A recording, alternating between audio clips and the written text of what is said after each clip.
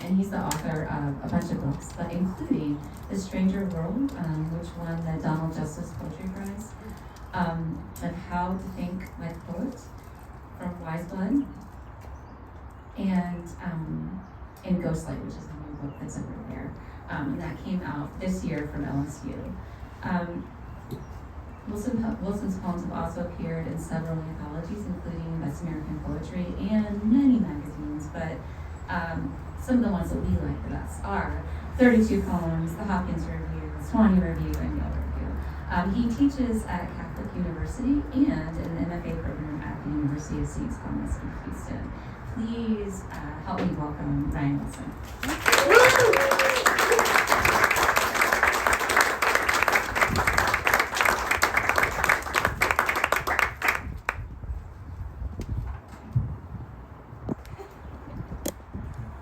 Hey y'all, how's it going? Great to see everyone. Really, really happy to be reading with Maury and so many wonderful people and poets who are here. When I first, David mentioned reading with Maury, I thought, what a great idea. And the next day it sunk in, wait, that means you're going to read with Maury, you're going to have to hear his poems, and it's just not fair. So I'm going to say a few poems from the new book, and then I'm going to end with something a little new. So let's see. Let me start with this one. The poem's called Reichert, which is the name of Hrothgar's mead hall in Beowulf. Y'all probably just remember Grendel's mom, arm gets torn off. Anyway, it's sort of a retelling of Beowulf, and I approximated the Anglo-Saxon meter for this one. I think that's all you need to know. So, Reichert. It is creeping across the withered back country, where grim fogs graze hills and gray mists haunt the hollows that hug our forsaken highways. It lurches through thickets, downs leaves, downs limbs. It strips the bronze stalks of the harvest. It steals the firstling of the flock to gladden its feeding. In a ditch by our fence, they found Doc's daughter. The bale fires burn. Others are butchered. Groped by our grief, in the grizzled air we have shrieked lamentations, longing for a law to punish the predator and make firm a peace. All the high councils have condemned the creature, and still it stands astride the county, cruel as winter, the cold's own kinsman. The nightly news repeats its nothing. Our Facebook friends cry wolf, unfollow us. It shakes its iron shackles in the shadows. It rattles its wrench over the roof gables. In the darkness outside our doors, it dances and will not wander from the farms it has wasted. The monstrous changeling, unchosen, our child.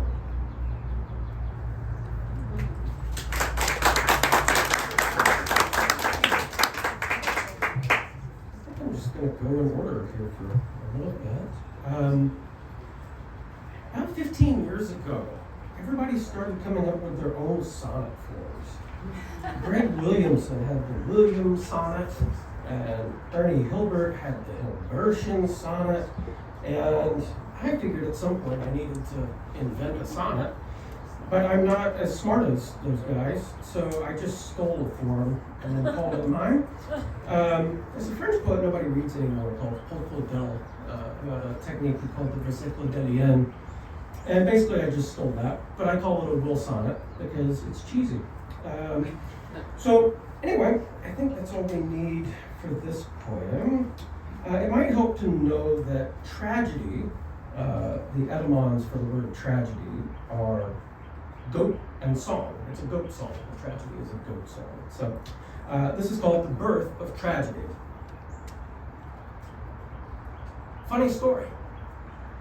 I wasn't able to walk upright on my own too long before I found myself possessed by an urge to go outside and play. One rule: stay in the yard. So I twirl myself dizzy and fall, this highway to the danger zone, roll down the hill like a barrel, or teeter clapping at lightning bugs. But in the yard I'd stay. What a good boy am I'd think. Jack Horner was good, not me like that snot Georgie Porgy. Then, one day, the sky was wolves, and the faraway pines were smoky, and I was bad and alone. At first, my wooden rifle blew bad men without faces to smithereens in a petulant orgy of deathless death. And then I saw the farmhouse down the road by the pines. Then I was gone. October, and the field wild with broom and tares was a harmonious bronze sea, inwoven with quick patterns by slithering winds. I stumbled toward the happy white house on the remote hilltop, brandishing my toy. Arriving, though, I found porch steps broken, windows missing, and darkness inside. Sensing a coven of witches might be in there waiting, watching, I scared, turned. Bah! Face to face with a goat, I leapt from the porch and made the dirt road, running all the way home and filling the gray sky with shrieking and terror, the goat chasing and tears, and no one could hear me or help me not die.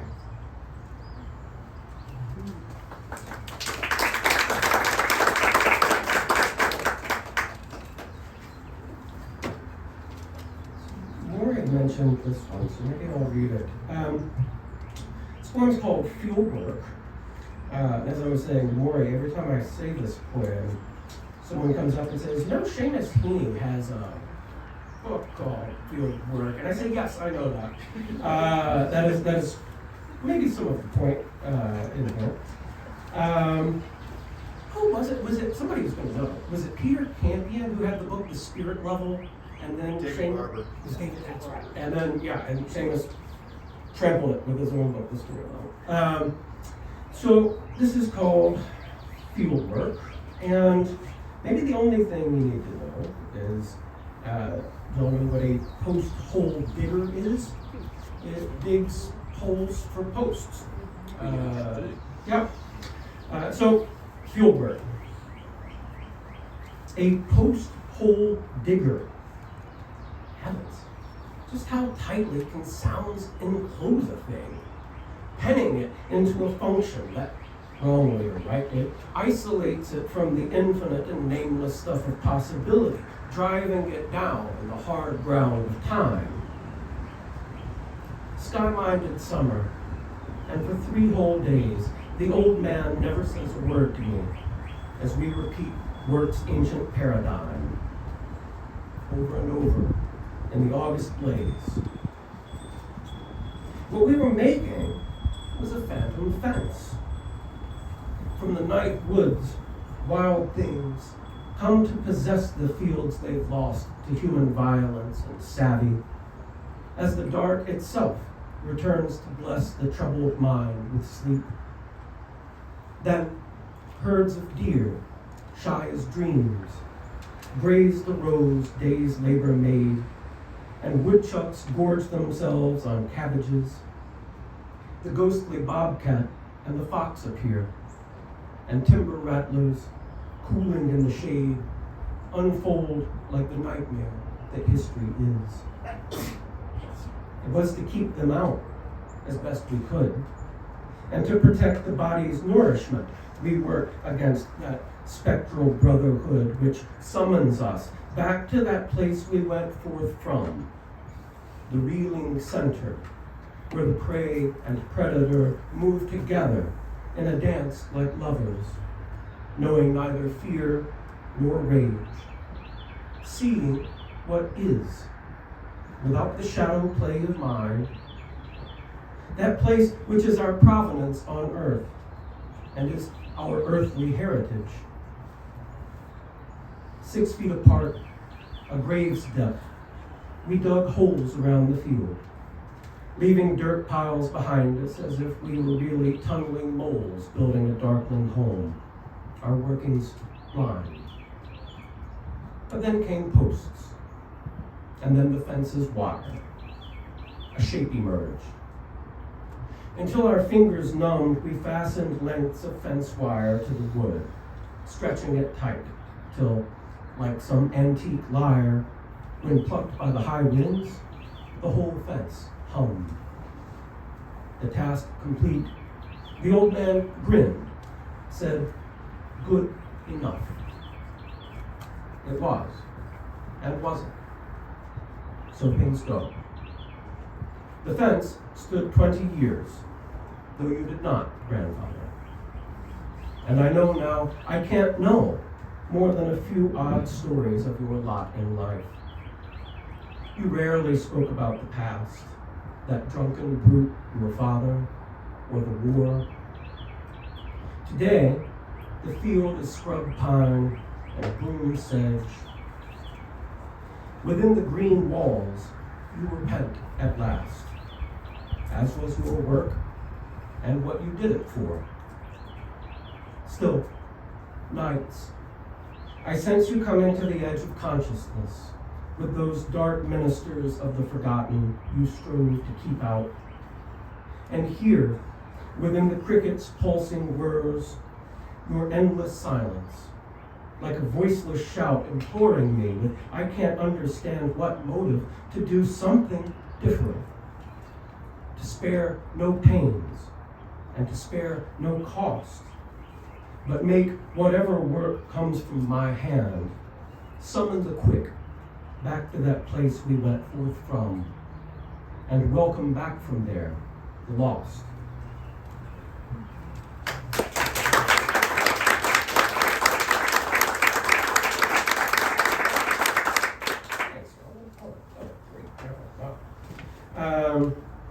So maybe 2 more from the book. This one's sort of a baseball poem. So I was a big baseball guy when I was a kid. Probably Little League, baseball, softball, anybody played Little League, right? So in Little League, at least, you know, where I grew up, in Little League, if you hit a home run over the fence, you were basically immortal for Saturday. But that whole day, you were the story of the Little League. And, you know, I was always, you know, a bigger guy, and people expected me to hit the ball a long way, even though I didn't very often. But I had a buddy who was a smaller guy, and one Saturday it was just his day. And he wailed on the ball, and it was beautiful, and everybody was filled with joy. So anyway, that's in the background of this poem, which is called Next Up. 1,000 miles and 20 years away from you. Light years, it seems. Before my class starts, one gusty, early April day, I watch the phalanxes of students pass, hurrying through spectral clouds of their hot breaths, some slapping fives, some reveling in crass jokes, others shouting out youth's shibboleths.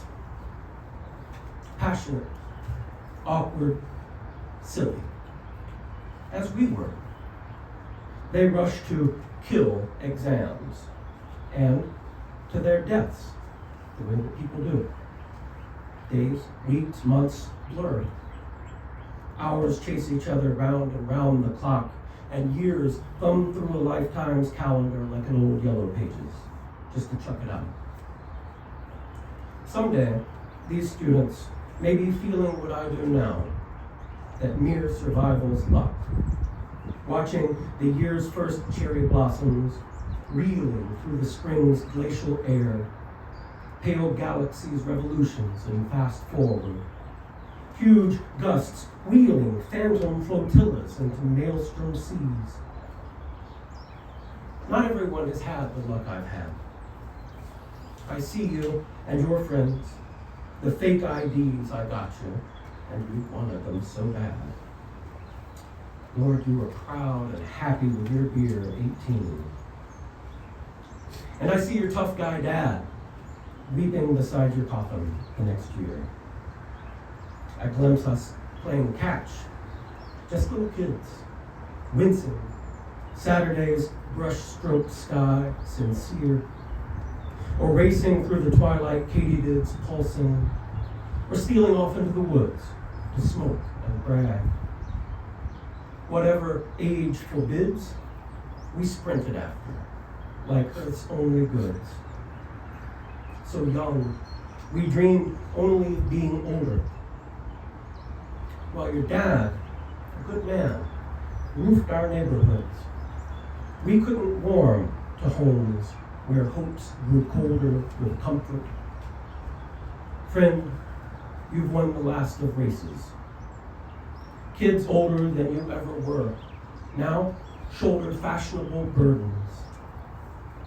Blossoms in our faces, like ghostly avalanches, are cascading.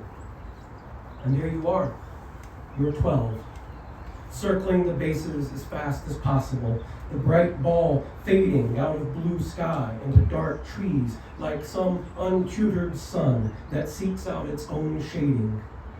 Crowd roaring in the moment's astrodome. Brief hero, sunlight's warmth against your neck. Spring blossoms fall, it's summer. You cross home and reach out for me where I stand on deck.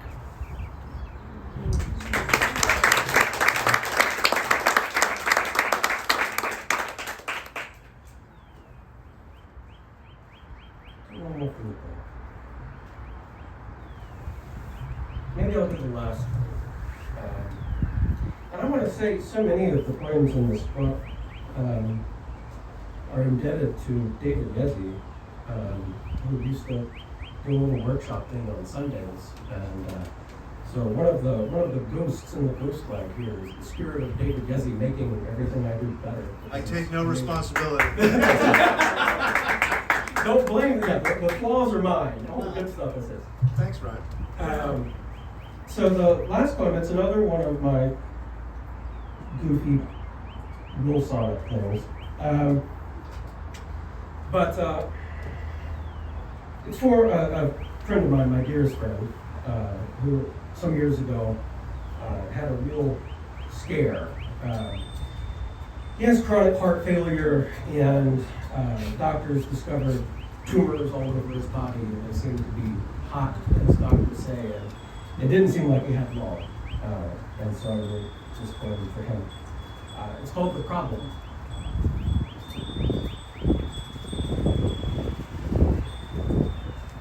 Some grouse. Some rattle ice in stormy cocktails. Some read or stare into their hands' artificial glow. The good-natured, whom no one likes, make conversation. Kids kick seat backs. Babies scream. This is the part where you find out exactly who you are, as much as you will ever know. Crammed like seeds into this invaluable lemon, with all the dreamed escapes you cannot help but dream. There's something wrong, some unspecified glitch, but nobody will say just what it is, keeping you stranded among strangers here on the hot tarmac, waiting for some pronouncement, some true words that will explain your prolonged absences from the air above the clouds, from flight, from the oceanfront destination everyone's anticipating. It will not last forever, your time on the ground. At some point, there will come a departure. Then, clouded skies will recede like sunshine. like questions, like your toddler's sticky touch. And you will be wholly invisible to the earthlings you love, who love you. An arrow shot by some blind archer beyond the endless traffic and grocery store pharmacy lines, long distance calls and doctors wincing thoughtlessly. For now, take solace in the presence of the known world's flawed, forgettable, flightless things. Bless the engine's troubled heart, the brief and inexplicably beautiful problem with the wings.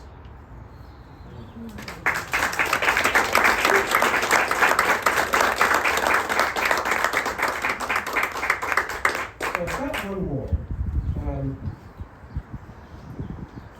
There are things that are important, Marianne once wrote, beyond all this fiddle, poetry. One of those things, the most important thing, is love. And yesterday, over at David's, we had a party celebrating the love of my great friend Chris Childers and his beautiful bride, Sonaz. And I wrote a thing for them, but I didn't want to ruin the party by saying a poem. So I'm going to say it now and embarrass him. Now, I mentioned this to Maury, because normally I don't share anything that I've written until a year has gone by, because most of what I write is awful, and after a year, I know it's awful. This is probably just awful, and I don't know it. But anyway, all right, let me see if I can find it. Where is it? Okay, here we go. So if y'all know Chris, if you're fortunate enough to know him, then you know that he is a super nerd with Greek and Latin. And so any poem involving him, I feel like has to have some Latin at least. So the title of this one is Nunc est bibendum, which means now is the drinking. Now is the drinking. That's the opening of Horace's Ode 137 for you keeping score at home. There's also a line here from Ovid, from the 15th of the Metamorphoses, nec perit in toto quiquam, meaning neither does anything entirely die. It's a good rendering of that. Okay. Here we go. Buckle up. Each changing place with that which goes before, the poet says. Our minutes hurry on like as the waves make towards the pebbled shore. Yet no waves ever gone. Tides rise and fall. Water evaporates as dreams do, only to rain down on us in freshest mercies. Every splendor waits on the splendiferous messenger momentarily to bear it, a horn of fire through our accustomed haze. By the black sea, bright Ovid wrote, nec perit in toto quiquam. Days of travel and small truths, of mute strain, of quarrels and questions, warm sun on the cheek, summer nights starred with cocktails and slow love, and morning snowfalls. Speak one word in several ways until we hear symphonic orchestrations of redress, translate lost notes to tunes we hold most dear. Each separate loveliness and sorrow reconciled in an unsought and unearned joy. The Heraclidean rivers, supernumerary as the sum of thought, join one sea, which delivers them of their libertine meanderings and sends clean rivers forth. This flux's fixture, it binds you now, blends your new life with all things in an immortal mixture delicious as that wine a visitor brooded on once in Cana's neighborhood. Drink deep, drink long, her from him and him her. It's good, it's very good.